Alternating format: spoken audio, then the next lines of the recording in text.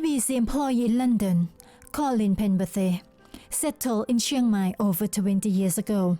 He admits that he fell in love with the country and the Thai lady, who is now his wife.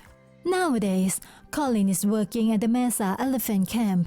His job is to deal with any sort of English language communications and facilitate foreign journalists.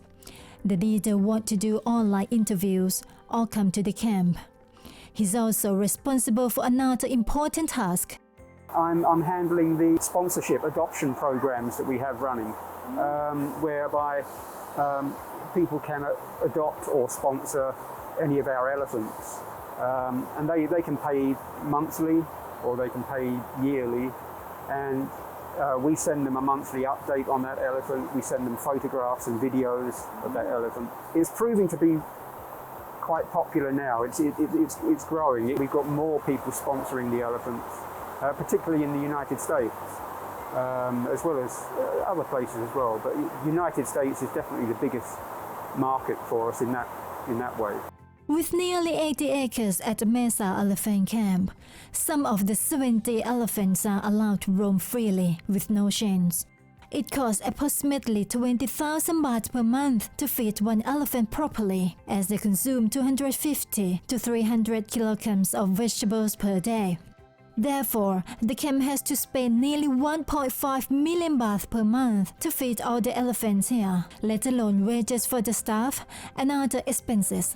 Despite having some of this funded by elephant sponsors and kind-hearted donors, they cover only about 10% of the total cost. And at that time, the total running cost for everything they have here was somewhere around the figure about 5 million baht per month, which gives you an idea of how many tourists were coming in, to actually get 5 million baht each month. Right now, we've reached I'd say we are in a crisis situation now.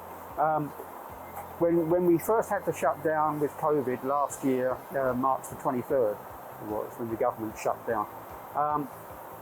We were okay. The camp was okay. It had sufficient funds in the bank to last about 4 or 5 months maybe. And because at that time nobody thought, it's going to go on. People were still saying, maybe 1 month and we'll be back to normal.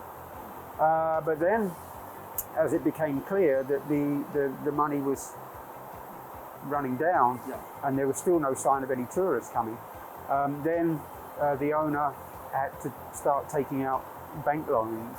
But of course, the problem is when you borrow money from the bank, so your monthly outgoings are going up again.